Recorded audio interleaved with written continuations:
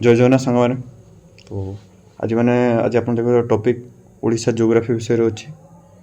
तो आपण जो माने पुलिस ओएसएपी हो आईआरबी हो कि जेकोसी कॉम्पिटिटिव एग्जाम हो तापाई बहुत इंपोर्टेंट क्वेश्चन रही।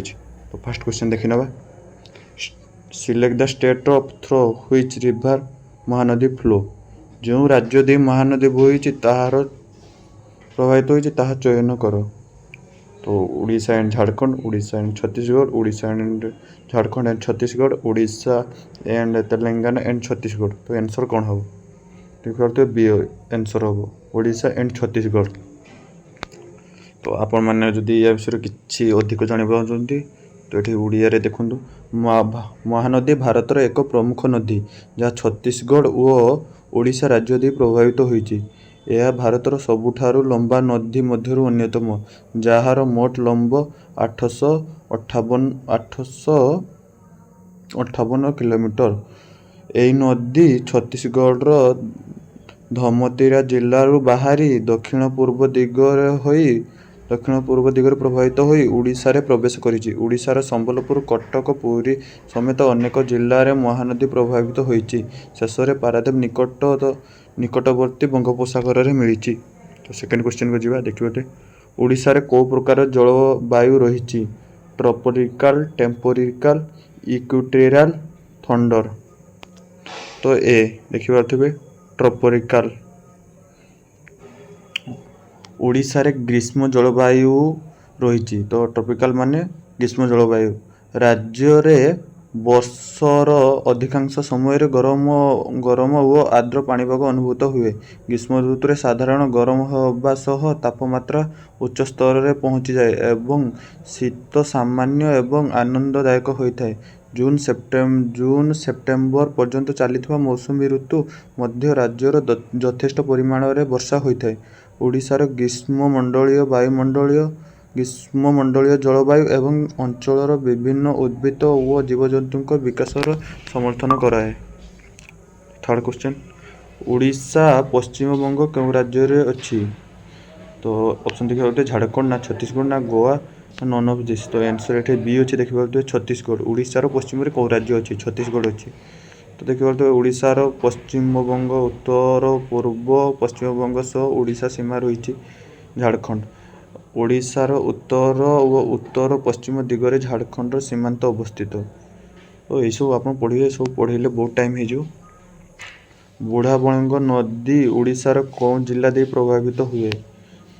तो देखिए ए मयूरभंज एवं बालेश्वर दे। बुढ़ाबलंग नदी क्यों जिला दे प्रभावित हुए? तो मयूरभंज एंड बालेश्वर। तो यार ये अच्छी आप स्क्रीनशॉट मारी पढ़ी पारे। तो 2011 जनगणना अनुसार निम्नलिखित मध्य कौनटी ओडिशार सर्वाधिक नगरीकृत जिला अटे? सबुठ जनसंख्या कौटी अधिका थिला? तो आप आंसर कहतु। देखिए तो आंसर है खोर्धा। खोर्धार अधिक जनगणना संख्या अधिका थिला। तो या विषय अधिक किसी जानापी तो ये सब ओडिया लिखा जाए, ओडिया पढ़ी पारे। तो ओडिशार कौ जिले में सबुठ अधिक चाउल उत्पादन करा जाए? तो आंसर देखिए सी बरगढ़। तो बरगढ़ रे अधिक चाउल उत्पादन करा जाए। यार भी जदि ओडिया पढ़ा चाहते तो स्क्रीनशॉट मारी पढ़ी पारे। निम्नलिखित मध्य कौनटी ओडिशार सर्वाधिक जलप्रपात? तो देखो तो बीरीपानी वाटरफॉल, सनघरा वाटरफॉल। तो ये सब रही इंग्लीश रे आप पढ़ी नुहतु। तो ए हम बीरीपानी वाटरफॉल। या विषय फुल ये देखिए ओडिया लिखाई, ओडिया पढ़ी पारे। तो छोटनागपुर मालभूमि ब्राह्मणी कौं जिले रे? छोटनागपुर मालभूमि ब्राह्मणीर कौ जिले रे ओडिशा रे प्रवेश करिछि? तो कौन दे? सुंदरगढ़, बरगढ़, केउंझर, संबलपुर। तो सुंदरगढ़ दे प्रवेश करिछि। Next question 9 number. ओडिशार कौ जिले रे हटश्री अत्रि अवस्थित? तो ओडिशार कौ जिले रे हटश्री अत्रि अवस्थित? तो बी जिले रे देखिए खोर्धार अवस्थित। निम्नलिखित मध्य कौटी ओडिशार सर्वोच्च शिखर? तो सबुठ बड़ कौटा? तो सी देवमाली देवमाली सबुठु अधिक तार हाइट तो सीट कहुई देवमाली। देखिए बोलते महेंद्रगिरी केत अच्छी टूरी खंडार केत अच्छी ये सब रही।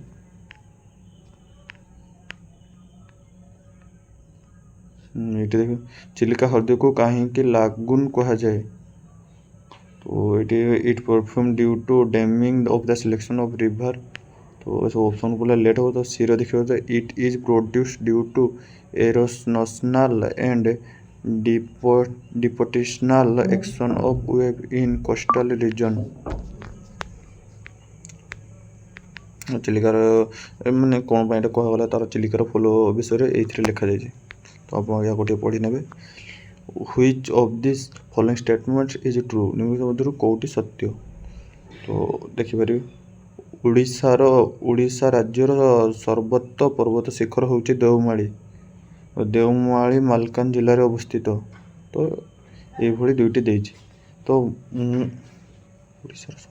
मोर मोर दुईटी सत्य रहिबो। तो देखिना D both statement are true कारण ना पूर्व पढ़ले ओडिशा अवस्थित और सेटा मालकानगिरी अवस्थित तार से फुल डिटेल्स आप पढ़ी पारे। तो सातकोशिया अभयारण्य ओडिशार निम्नलिखित मध्य कौन जिले में अवस्थित सातकोशिया। तो कहतु ए अनुगुल ठारे सातकोशिया अभयारण्य अवस्थित। तो which river has its origin of Gansiki hill. तो गनसिकी पहाड़ कौ नदी उत्पत्ति होती गनसिकी नदी। तो देखना बी बैतरणी नदी बहुत फेमस नदी कौ नदी गनसिका पहाड़ से उत्पत्ति होती बैतरणी। तो 15 नंबर देखा तो लास्ट क्वेश्चन अच्छी which of this following is a note option of tributary of the Mahanadi river. निम्नलिखित मध्यरु विकल्प गुड़िक मध्य कौटी महानदीर शाखा नुहे। तो बी बिटुआ या महानदीर शाखा नुहे। तो वीडियो भल लगता है लाइक करें सब्सक्राइब करें शेयर करें। Thank you.